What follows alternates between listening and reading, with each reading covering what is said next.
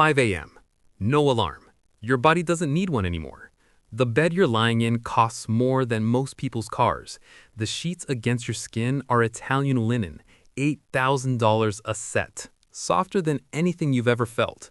The mattress was built specifically for your body by a sleep specialist who spent 2 weeks studying exactly how you rest. And none of that is even the impressive part. The impressive part is the view. Floor-to-ceiling glass, the entire Mediterranean coast laid out below you, sky still dark, water far below catching the last of the moonlight. You own this view. Every morning, just yours. Your wife is asleep beside you, calm, peaceful. The only sound in a room so far removed from the world that nobody, not one single person, can reach you right now. This is what $150 million buys you. Not the marble, not the chandelier. This silence, this peace, this life. You reach for your phone, slowly, so you don't wake her. The screen lights up your face in the dark. Net worth, $4.3 billion. Overnight change, plus $18 million. $18 million while you slept. Your money doesn't sleep, it never does. While you were lying in those sheets with that view, it was working in Singapore, working in Dubai, running inside companies that carry your name across time zones you'll never need to visit. You didn't lift a finger, you just slept and made $18 million. Now, think about this. The average person will work every single day of their life, Monday to Friday, every week, every year, for 40 years straight. Their entire lifetime of work, $1.7 million. You made that tonight, 10 times over, while you were asleep, while you were dreaming, while those $8,000 sheets were against your skin, and the Mediterranean was sitting quietly below your cliff. You put the phone down. No smile, no celebration, because at this level, $18 million appearing overnight is just a Tuesday. It's just what happens now. Stay with me, because the next 18 hours of this man's life are going to show you something that the money is just the beginning. The house is still half asleep, but the kitchen isn't. You can hear it before you reach the bottom of the stairs. The low hum of the espresso machine. The oven, the quiet sound of someone who has been awake for hours already doing work that most people will never see. Your private chef arrived before 5 a.m. He always does. And by the time your foot hits the last step, the smell of fresh bread hits you. Not supermarket bread, not something from a bag. Real bread, made from scratch, in your kitchen, before sunrise, by someone whose only job is to make sure that when you come downstairs, everything is already perfect. This is Tuesday. The floors are cold under your feet. You're halfway across when you hear it. Small feet slapping against the floor somewhere above you. You look up. Your youngest son is coming down that staircase like the building is on fire. Pajamas, hair going in 6 different directions, eyes barely open, one hand dragging a stuffed elephant by its ear. They stop at the bottom step. See you, just standing there, looking up at you. That face. No idea that $18 million appeared in your account while they were sleeping. Just a child looking at their parent first thing in the morning. Are you leaving early today? That voice. Something about that voice at this hour in this house. You kneel down. Just for a few hours. I'll be home tonight. They nod, process it, accept it the way children accept things. Completely, immediately, and then move on. They turn and run back up the stairs.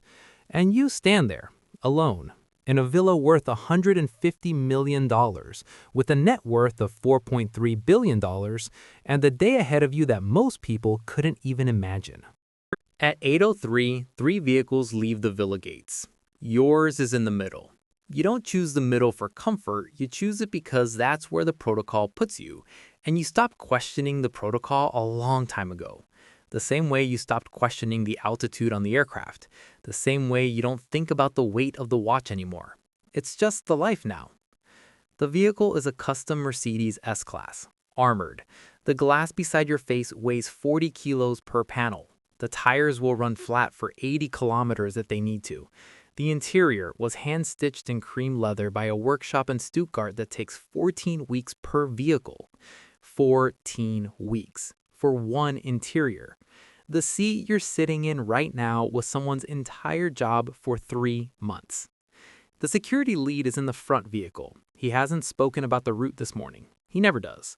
The route changes every day. You don't know it until you're on it. You stopped asking years ago. Marcus is beside you, chief of staff, 34 years old, probably the most organized human being you have ever encountered. He has been running the logistics for today since before 6 a.m. The briefing on his tablet is 12 pages. Today's schedule, risk flags, 3 decisions that need to come from you before noon. You don't look at it yet. You watch the city through the tinted glass. A woman unlocking a cafe. A delivery man on a bicycle. 2 teenagers at a bus stop staring at their phones. You watch them, and something quiet happens. You remember that bus stop. Not that specific one, but one exactly like it. You remember the feeling of standing there, the weight of a bag that had everything you owned in it that morning, the bank account with the minus sign, the apartment with the broken radiator you kept meaning to fix but never had the money, the years when the word billion lived in a completely different universe to the one you were standing in. Now you're watching from the other side of bulletproof glass. You close your eyes. 4 seconds. Then open. Walk me through it. Marcus straightens up. The day begins. At 8:45, you reach office. The building doesn't have your name on it. You never needed that. 43rd floor, glass on all 4 sides, the entire city below you in every direction. Sarah meets you at the elevator. She has been here since 7:15 a.m. She hands you 1 page, not 12. 1. 3 things that matter today. Everything else was already handled before you arrived. You sit down. The coffee is already there. And the building starts moving around you. At 9 a.m., the calls begin. A company you own in Asia has a supply problem. You listen for 60 seconds, give 1 direction, done. A fund manager in Zurich flags a money issue. You already solved it last night. A legal team in New York wants a decision they've been sitting on for 6 days. You make it in 4 minutes. This is the job. Not the jet, not the villa. Sitting at a desk at 9 a.m. thinking clearly while everyone else is still warming up. By 10:15, Sarah appears at the door. Car in 45 minutes. Today's meeting isn't here. Today's meeting is in Europe. The convoy turns off the main airport road before the signs even appear. Through a private gate, a security checkpoint that doesn't stop you. They know the plates, they know the face, the arrangements were made before you left the office. No check-in, no queue. No strangers with luggage. A private lounge, 1 staff member, fresh espresso on the table by the window. And through the glass, already fueled, already crewed, already waiting. The aircraft. Gulfstream G700. $75 million. Range of 7,500 nautical miles, New York to Tokyo without stopping. Engines that push it close to the speed of sound. You've made this trip 17 times this year. It has never once not been ready. That's what $75 million actually buys you. Not the leather, not the range. The certainty. From the car door to the aircraft door, 40 feet. You've counted it. 40 feet is the distance between how the world travels and how you travel. The air travel attendant is at the stairs, 4 years with you. No performance, just ready. You step inside. Cream leather, walnut detailing, a conference table, a private bedroom at the rear, the galley stocked by the same chef who made your breakfast. Sarah is already seated, laptop open, notes ready. The door closes. The city disappears. No queue, no waiting. The tower clears you in minutes. The engines rise and the aircraft lifts, and the city drops away. The roads, the buildings, the coastline, the villa somewhere in the hills. In 90 seconds, it all disappears into haze. Sarah opens the briefing. Founders arrive at 2:15. Legal flagged 2 contract issues, both on page 3. The politician's lunch is confirmed for 4:30. Private room. His office made the reservation. You look out the window. The sea below. Europe appearing at the horizon. Tell me about the family first. Because the contract issues you can handle. It's always the people. You've made decisions in this cabin that moved markets the following morning. Today, a $2.1 billion acquisition. A brand a family spent 22 years building. You've been watching it for 3, waiting for the exact moment when they would need someone and making sure when that moment came, you were the first call. It came, you were. An advisor patches in on a secure line. The seller is nervous. You look out the window. Clouds so thick they look solid. Nervous sellers make better deals for buyers. Don't reassure them yet. Silence on the line. Patience, precision, clarity at altitude. The aircraft settles onto a private stand away from the main terminal. Door opens, cool European air. And on the tarmac, already waiting, engine running, a convoy. 3 black vehicles, local plates, arranged before you left your office this morning. You walk down the stairs, get in, door closes. 18 minutes to the building, Sarah says, not looking up at her phone. You already know what's in the briefing. Now you need to think about the room. At 2:30, the meeting begins. Private room, 8 people, your team on one side, lawyers, CFO, 2 advisors who flew overnight. Across from you, the founders, father and 2 sons, 22 years of their life sitting on the table in a document.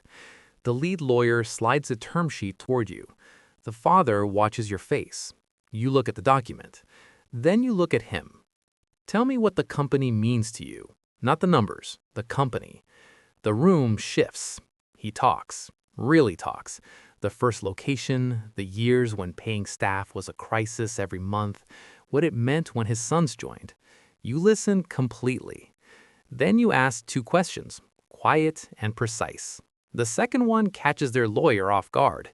You wait. No rush, no pressure. 47 minutes total. You stand, hand to the father first. We'll be in touch by end of day. You walk out.